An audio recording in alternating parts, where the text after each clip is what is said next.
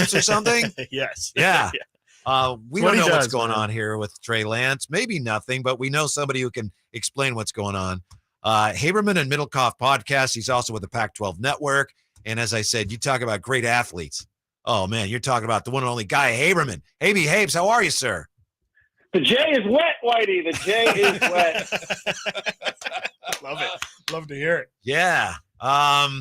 Hey, we appreciate your time. Who can shoot the jumper, by the way. Whitey Gleason. Everybody. Whitey got a jump shot? I haven't seen that yet. Guy and I played once. We played a little pickup once. Oh, he's got a jumper. Yeah. I got to see it. All I've seen is the mini hoop jumper. Needs some work. It translates. That's what I hear. Yeah, that's what I hear.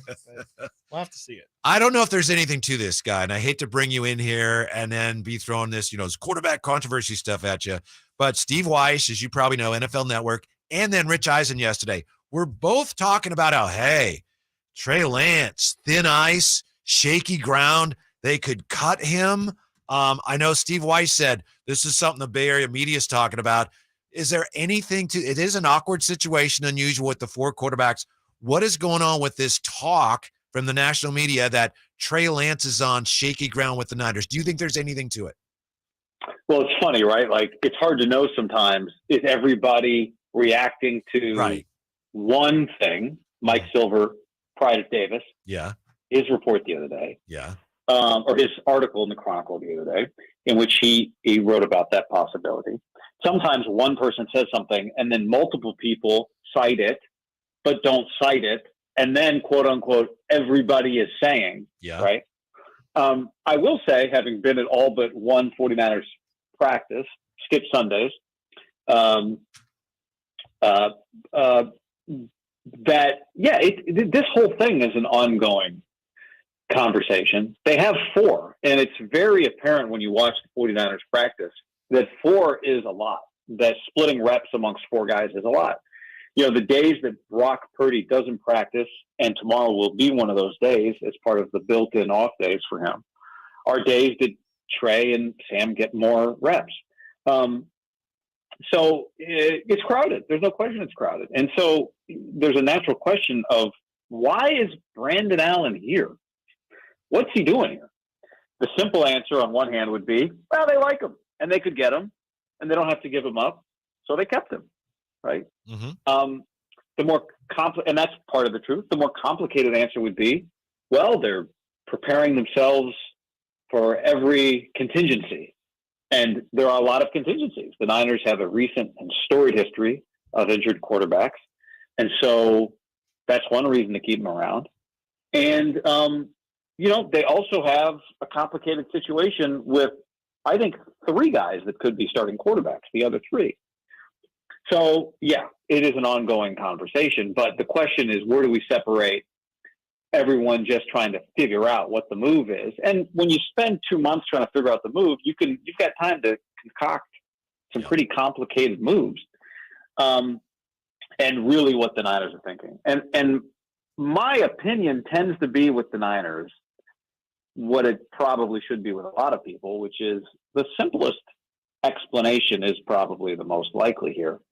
And I think Brandon Allen's here because why not? They might need him.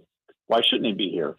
But I don't think that after watching all but one practice so far, he represents an upgrade or even an equal to Trey Lance.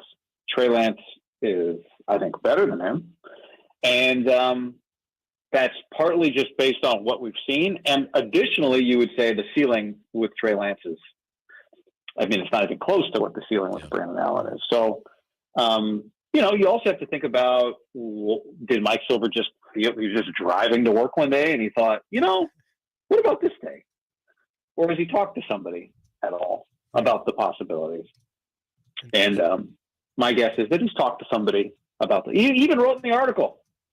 Conversations with Kyle Shanahan were part of his article. So I'm not saying Kyle told him that, but sorry, you asked, is this a conversation? Yeah, it's a conversation. How could it not be? Is it really an option for them? Yes, I think Trey Lance not being on the roster is an option for them. Why else would they have four quarterbacks around? But I don't think it's the most likely scenario. I think the more likely scenario is Brandon Allen is not the third quarterback for the 49ers. Kyle Shanahan has said that he thinks that this quarterback whole situation is cool, but obviously the national media has disagreed. Do you think that in total this quarterback competition is a positive, or is it more of a distraction than actual help?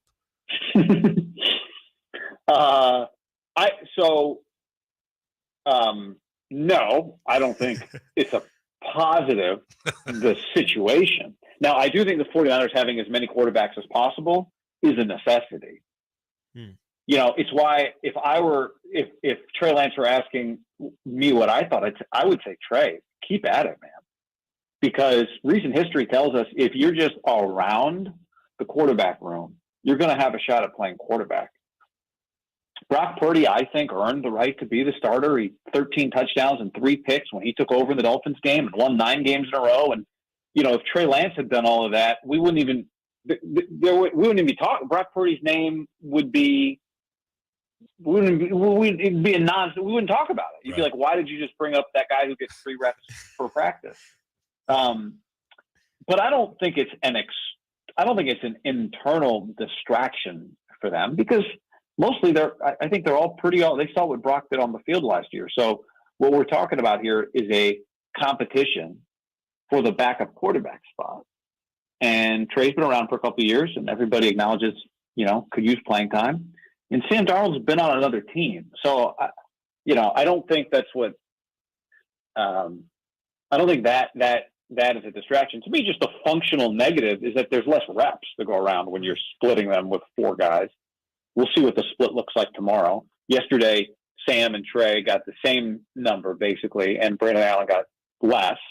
The day prior, Brandon Allen only got a little less. It almost felt like 3 quarterbacks were competing. But that is the main, to me, like that's the main negative, is just there are only so many reps to go around. And when you've got 4 guys who you're really giving like actual reps to, it takes up time and space, and it takes away from the others. Guy Haberman with us. He hasn't been to every practice. I mean, if he was a gamer, maybe he would be, but he skipped Sunday. That's right. Whatever. Sundays for God and football, in that order, Whitey. I gotcha. May I ask you a non-quarterback related question? You can try. Okay. Yeah. Jake Moody, and I've been all over Money Moody. I got him as a candidate for NFC Offensive Rookie of the Year. Is it possible? Yeah, that's right. That's right. Try that take on Mike Silver. But is it possible that he's an upgrade from, and I know Robbie Gould's been like almost literally like a machine. Is it possible that Moody, as soon as this year, is in some ways an upgrade over Gould? It's possible. Yeah. I mean, he's got a much bigger leg. He made I saw some reported 60, 58 is what I had it, but he made an incredible walk-off kick to end practice yesterday. Big leg, and has consistently shown the big leg. But it's hard to upgrade on perfect in the playoffs, which is what Robbie was, So those are the pressure kicks. And the NFL is filled with big legs that don't, translate to pressure kickers. So I hope for his sake, having seen the way highly drafted kickers get treated very early, that he has a good preseason. Maybe he makes a couple of kicks in the Steelers game. That can be a difficult place to kick in Pittsburgh week 1, and just gets off on the right foot. Come on. Unintended. But he's looked good. He's been killing the ball. I'll say when he misses on these long kicks, he tends to miss left, which is, I think, probably the less desirable for a right-footed kicker. The hook gets away from you a little bit more than, playing that left to right, which can still work its way back into the upright. Have you talked to him about that? It sounds like you know a thing or two about kicking the football, Guy. I know a thing or two about hooks, but not kicking hooks.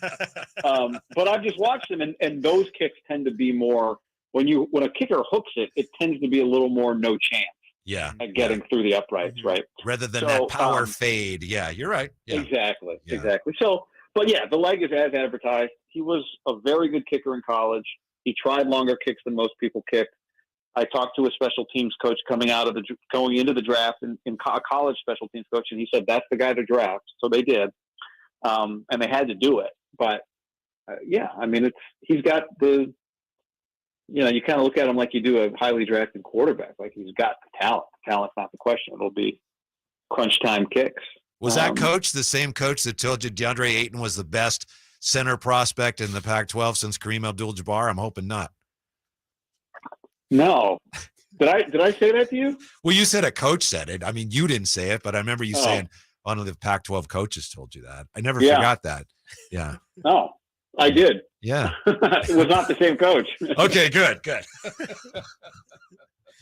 Yeah. Sorry about that, guy. Kind of mixed coaches up on you there. But I'll never forget when you told me that. And hasn't quite worked out. I'm trying to remember which coach said that to me. Yeah.